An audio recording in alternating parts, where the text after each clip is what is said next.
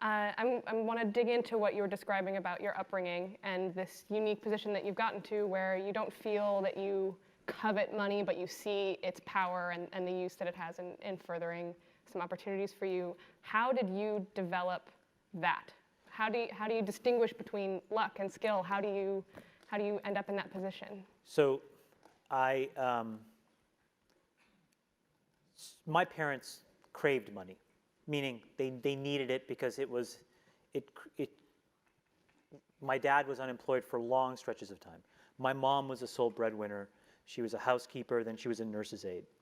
And I would just see how she grinded. We didn't have a car for a long time. She takes the bus, we all take the bus. When I got my first job, it was at Burger King. I'd take the money and I'd have to give it to my parents, and we would buy bus passes.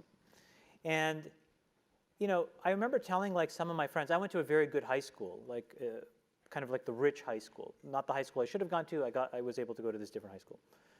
And I would remember I would tell them hey, this is I would be so ashamed that I worked at Burger King. They would sometimes come by and I would just be like, oh, fuck, and then at some point it was like this release moment where I was like, this is my life. I can't do anything about it. This is what it is right now. And I kind of had a sense that I could figure some stuff out later, but I didn't really know. And so I just accepted it. And then the minute I accepted it, I wasn't ashamed anymore. And then when I wasn't ashamed, I could start to actually be inside my head what really matters. So then what happened was there was these massive racial riots in Los Angeles. And not as if the fucking American government did anything about it, but the Canadian government was like, shit, let's get all these black and brown kids jobs. Because we don't want the Rodney King riots in Toronto and Ottawa and parts of Ontario. And so I was able to take all of my dad's rejection letters, call every single one, and one of them gave me a job. And I worked at this well-known telecommunications startup in Ottawa. Ottawa had a really burgeoning tech scene at the time. And I worked in this organization that was run by this really iconic guy, Terry Matthews. And he was a billionaire. And I was like, what the fuck is that word? I didn't even know fucking thousandaire. I was like, what is a billionaire? And this guy was risk on. And he was just so dynamic in the businesses he had started and how he viewed his place in the world. And I was enthralled. I was 9 degrees away from him. But the cult of personality around him in that business, the lore, when it trickles down to you, was not about, his conspicuous consumption or anything else. It was about, okay, we're launching this frame relay switch. Now we're going to buy this company. Okay, we're going to pivot the entire business to ATM. And you were just like, it was an amazing time. And so I took the bus to Newbridge.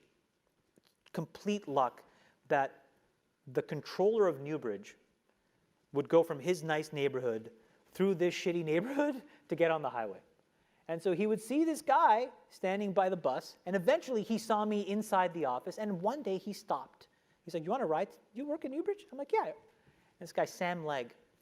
So in the car, he was in the front seat, beside Terry, and he was able to tell me how this guy thought about this. I was like, because I would read it in the paper, and I'd be like, why is he doing this? So it just completely rewired what money was. For Terry Matthews, money was an instrument of change, right? He had a market cap. He's like, wow, that's $8 billion of change, $10 billion of change, $15 billion of change. Versus there was another guy building a company at the time. His name was Michael Copeland, who ran a company called Corel, also a billionaire. And he was the exact opposite. Had a messy divorce, married some trophy wife.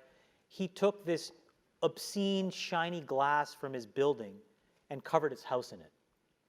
And so you had this dichotomy of two different characters at that time in the 90s building really interesting businesses. Corel, which was a reasonable business, Newbridge, which was a reasonable business.